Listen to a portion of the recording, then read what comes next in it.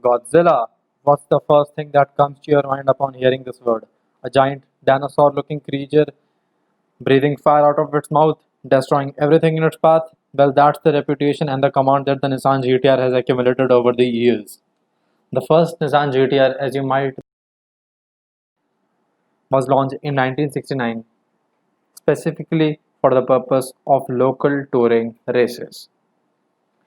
The car was definitely one of the first sports cars that was launched by Nissan, and it was quite a success.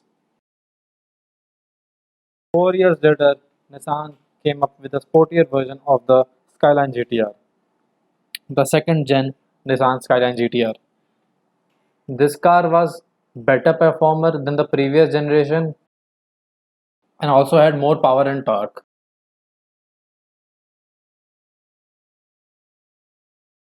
But Nissan took almost 16 years to launch the next Nissan Beast of the GTR lineup, and that's the Nissan R32 GTR,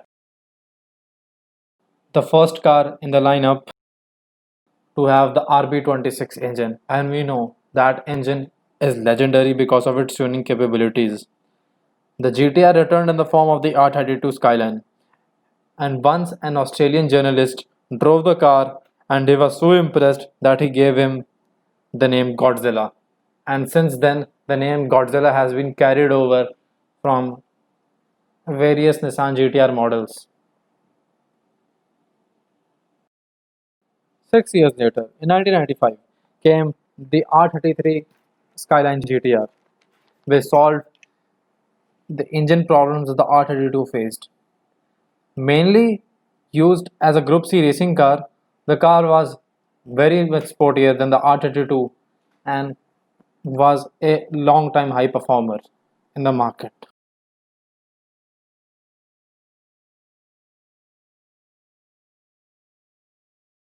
In January 1999, Nissan came up with the best Nissan GTR to date. That is the R34 Nissan GTR, the most aggressive and the most powerful Nissan GTR for its time.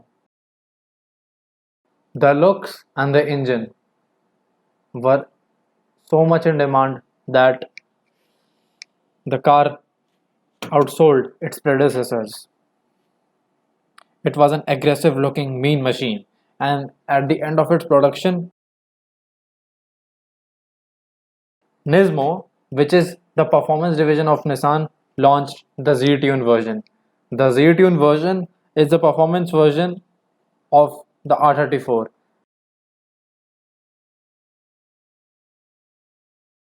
and it had such high performance that it was breaking 200-mile barriers all day long. Most of the people at that time thought that the R34 would be the last car in the Skyline GTR lineup, but they were wrong. After a 5 year hiatus came the R35 Nissan GTR.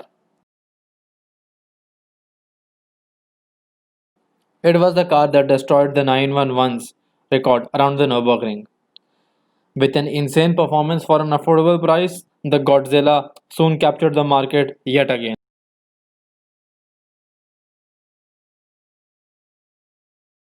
And to date, it is one of the most influential supercars in the market. Over the time, it evolved from just a sports car to a supercar. But now there is a problem. Now the Nissan GTR is starting to get old, or should I say obsolete.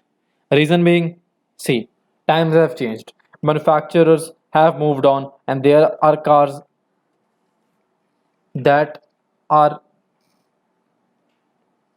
on the same price list as the GTR and maybe even cheaper and can beat it easily.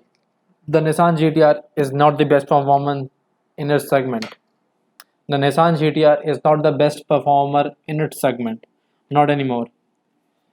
The engine and the design both need to get an upgrade, and the interior needs to be fully redesigned. The same thing is happening with other Nissan models, and it's high time that Nissan upgrades its cars to prevent the deterioration to this legendary name.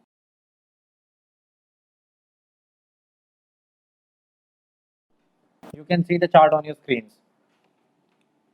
The sales number have been just declining over the years. They are not going up.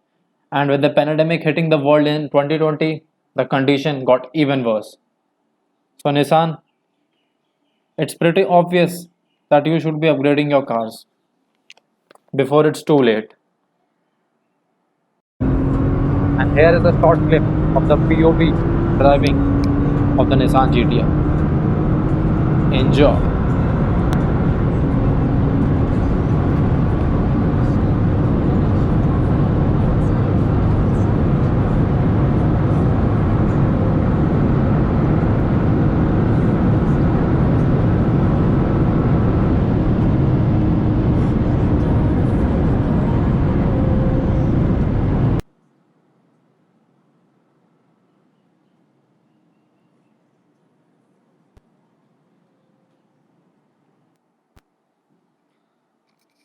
I hope you liked this short video over what the fuck went wrong with the Nissan GTR.